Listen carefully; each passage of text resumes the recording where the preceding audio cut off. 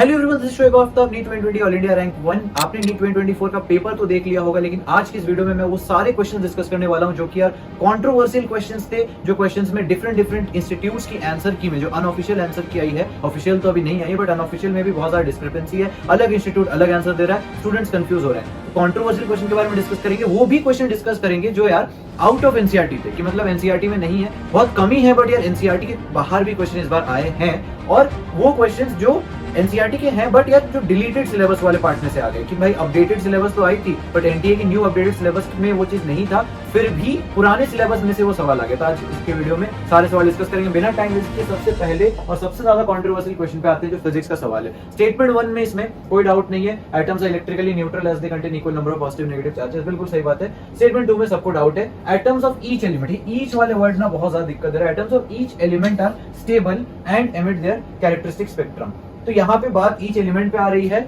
Logic किया गया है कि भाई एनसीईआरटी में कहीं पे लाइन में लिखा हुआ है कि एटम्स ऑफ ईच एलिमेंट, से ये पूरी लाइन एग्जैक्टली लिखी हुई है, ऐसा बता रहे हैं और इस बेसिस पे बोथ को करेक्ट दिया गया है। बट यार अगर आप ध्यान से एनालिसिस करोगे तो न्यू एनसीईआरटी और पुरानी एनसीईआरटी उठाओ। न्यू एनसीईआरटी में पेज नंबर 303 पे समरी में जो है पॉइंट नंबर 5 पे अगर आप देखोगे तो वहां पे क्लियरली लिखा है एटम्स ऑफ मोस्ट एलिमेंट। जबकि पुरानी एनसीईआरटी के ही सेम चैप्टर, एटम्स वाले चैप्टर पे चले जाओ, उसके समरी पे चले जाओ, पुरानी एनसीईआरटी के समरी पे चले जाओगे, वहां पे लिखा है एटम्स ऑफ ऑल एलिमेंट, यानी कि एटम्स ऑफ ईच एलिमेंट। ठीक है, तो एटम्स ऑफ ईच एलिमेंट ये वाली जो लाइन है वो पुरानी एनसीईआरटी में लिखी हुई थी, समरी में, समरी के मतलब एनसीईआरटी समरी में चैप्टर एंड में जो होता है। बट जो न्यू एनसीईआरटी उसमें चेंज हुआ है, ये अपडेट हुआ है, एटम्स ऑफ मोस्ट एलिमेंट कर दिया गया। तो ये चेंज के बाद अगर ये क्वेश्चन डाला गया तो आई फील कि यार ये वाला स्टेटमेंट जो है इनकरेक्ट माना जाएगा, और इनकरेक्ट की वजह से आंसर क्या चला जाएगा 1, यानी कि स्टेटमेंट 1 करेक्ट, स्टेटमेंट 2 इनकरेक्ट। तो मेरे हिसाब से ये होगा, बट डिफरेंट आंसर की ने डिफरेंट दिया है।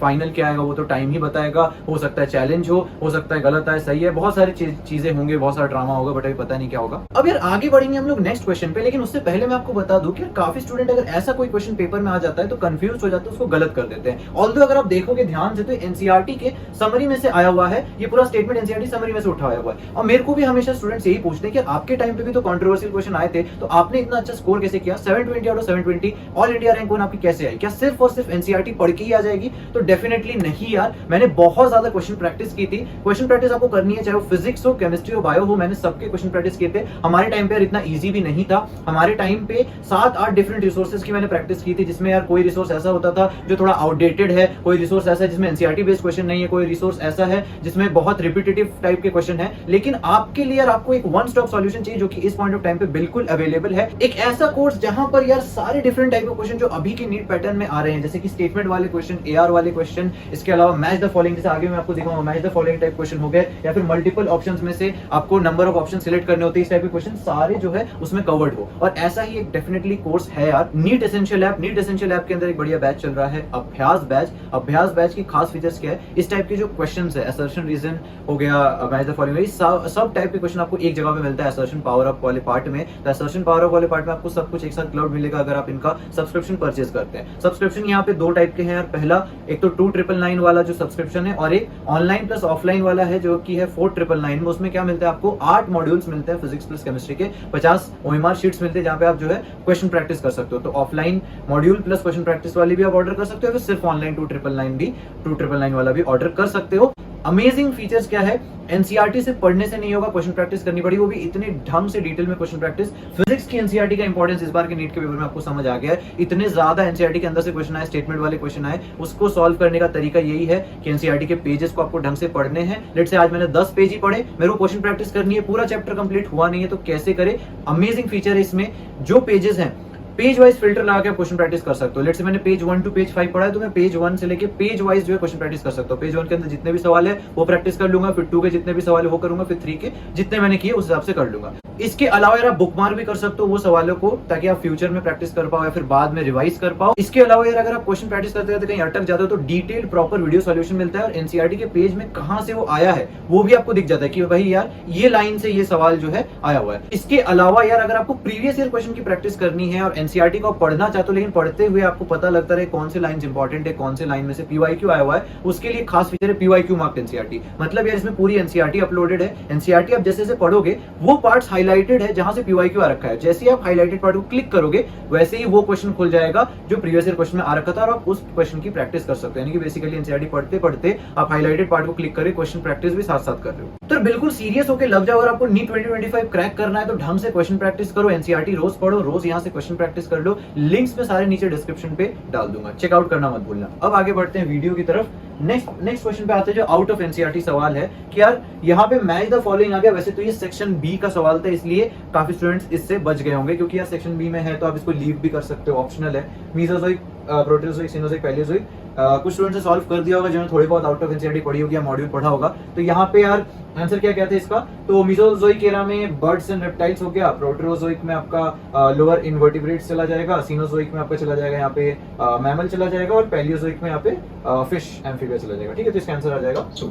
तो ये देख लेना एक बार, है ना, ये आउट ऑफ एनसीईआरटी सवाल था। एक और क्वेश्चन है यहाँ पे, ये जो क्वेश्चन इस पे बहुत डिबेट हुए और समझ नहीं आ रहा कि आंसर क्या जाएगा। मोस्ट प्रोबेबली मेरे हिसाब से और काफी टीचर्स के हिसाब से भी जिनसे मैंने बात की, बोनस जाएगा ये, मोस्ट प्रोबेबली बोनस जाएगा। और नहीं अगर बोनस जाता है तो फिर यार देखो क्या लॉजिक है, नेट प्राइमरी प्रोडक्टिविटी की बात हो रही है यहाँ पे। अगर net primary productivity first trophic level पे 100x है तो फिर जीपीपी, ग्रॉस प्राइमरी प्रोडक्टिविटी। तो वैसे तो ये सवाल इसलिए गलत है क्योंकि यहाँ पे प्राइमरी प्रोडक्टिविटी की बात हो रही है। ठीक है, प्राइमरी प्रोडक्टिविटी जो होती है वो फर्स्ट ट्रॉफिक लेवल पे डिफाइन होती है, तो थर्ड ट्रॉफिक लेवल की ग्रॉस प्राइमरी प्रोडक्टिविटी वैसे तो नहीं आनी चाहिए। बट फिर भी अगर आप 10% वाला रूल लगाते हो, प्लस यहाँ पे एनपीपी दिया है, यहाँ पे जीपीपी पूछा है, आर का कोई मेंशन नहीं है, रेस्पिरेटरी लॉस वगैरह कुछ मेंशन नहीं है, फिर भी अगर आप कुछ भी आइडियली लॉजिक लगा के 10% वाला रूल लगाते हो, ऑप्शन के हिसाब से सॉल्व करते हो, तो सिंपली यार क्या होगा 100। ठीक है, फर्स्ट ट्रॉफिक लेवल पे, सेकंड ट्रॉफिक लेवल पे 10% कैरी होता है, 100 का 10x हो गया, थर्ड पे 10% और कैरी हो जाएगा, 10 का डिवाइड बाई 10 हो गया x। तो उस हिसाब से आंसर आप फिर भी x मार्क कर सकते हो, बट वैसे ये बोनस जाएगा। ठीक है, चलो नेक्स्ट हम आते हैं ये वाले सवाल भी, which of the following are autoimmune disorder. वैसे तो ये सवाल इतना डिफिकल्ट नहीं है, ऑप्शन से सॉल्व हो रहा है, बट पॉइंट यहाँ पे रेज किया गया था कि एसएलई के बारे में जो है यहाँ पे एनसीईआरटी में बताया नहीं गया है, डिस्कशन नहीं किया गया, तो इस वजह से ये थोड़ा आउट ऑफ एनसीईआरटी मान रहे थे, बट ऑप्शन से मोस्टली सॉल्व हो रहा है। एसएलई वाला थोड़ा सा अच्छा क्वेश्चन था। अब यार ये सवाल क्यों, ये सवाल मैंने यहाँ पे इसलिए ऐड किया है बिकॉज यार रोलिंग अगर आप देखोगे ना, आइडियली अगर आप ढंग से नोटिस करोगे तो न्यू सिलेबस में जो एनटीए की न्यू सिलेबस आई थी उसमें रोलिंग नहीं था, बट काफी डिबेट हुए, काफी लोग बोल रहे थे कि नहीं यार रोलिंग तो पढ़ाना है, पढ़ना है। काफी टीचर्स ने बताया कि रोलिंग इंपॉर्टेंट है और बहुत ज्यादा डिबेट हुआ, बट कुछ लोगों ने बोला पढ़ना है, कुछ लोगों ने बोला नहीं पढ़ना है। तो रोलिंग इतना क्लियर नहीं था, आएगा नहीं आएगा, बट मोस्टली तो डिलीटेड में ही था। और यहाँ पे आंसर क्या चला जाएगा, देखो सिंपली ये जो लोएस्ट पॉइंट होता है उसका 0 होता है और इसका 2 टाइम्स ऑफ द जो पूरी मतलब पूरे बॉडी का जो नॉर्मल आगे जाने वाली वेलोसिटी है, जैसे 2v हो जाएगा और ये जो है यहाँ पे 0 हो जाएगा। तो इसमें आंसर क्या चला जाएगा कि यार p जो है moves faster than the point q। ठीक है, तो क्योंकि यहाँ पे v प्लस ओमेगा आर आ जाते हैं, यहाँ पे v माइनस ओमेगा आर आ जाता है और omega r equal to v है, तो यहाँ पे ये आंसर आ जाएगा। चलो ये क्वेश्चन यार क्लियरली आउट ऑफ सिलेबस है। आउट ऑफ सिलेबस मतलब according to new syllabus. Old syllabus में तो डेफिनेटली था और हर साल का ही सवाल आता था इसमें से, हर साल ही इसमें से क्वेश्चंस आ रहे हैं। और मैंने भी यार देखो जो 25 to 30 क्वेश्चन वाला वीडियो बनाया है उसमें मैंने ये भी डाला था रेडियो एक्टिव डीके वाला, बट काफी स्टूडेंट्स ने कमेंट में बताया कि यार ये तो नहीं है भैया, ये तो आपने पुराने सिलेबस का डाल दिया, आपने तो न्यू सिलेबस पढ़ा ही नहीं, न्यू सिलेबस देखा ही नहीं। बट देखो इंपॉर्टेंट कुछ चीजें होती है ना, वो आ ही जाती है यार। कई बार मतलब ऐसा होता है कि इंपॉर्टेंट टॉपिक्स जो बार बार रिपीट हो रहे हैं, आपने प्रैक्टिस कर रखा है, तो मतलब आइडियली तो देखो नहीं आना चाहिए, बट हाँ ये जो है वो ओल्ड सिलेबस में था बट आ गया, डिलीटेड सिलेबस में डिलीट वाले पार्ट में से आ गया। तो डीके का देख लेना, कैलकुलेट कर लेना। ये अल्फा गया तो 4 यहाँ से चला गया, 286 हो गया।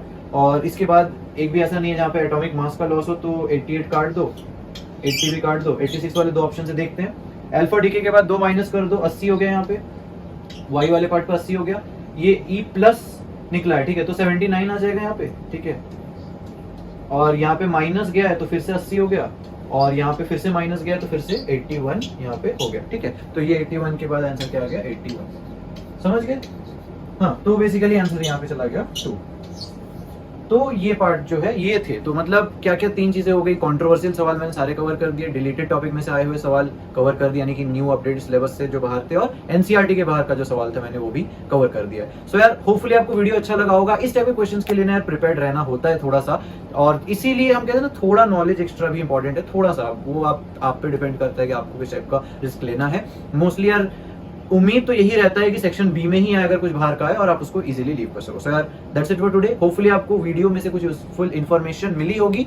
अगर आपको अच्छा लगा तो लाइक करना, चैनल को सब्सक्राइब करना मत भूलना, और कमेंट में जरूर बताना आपको नेक्स्ट वीडियो किस टॉपिक पे चाहिए। मिलते हैं अगले वीडियो में, तब तक के लिए बाय।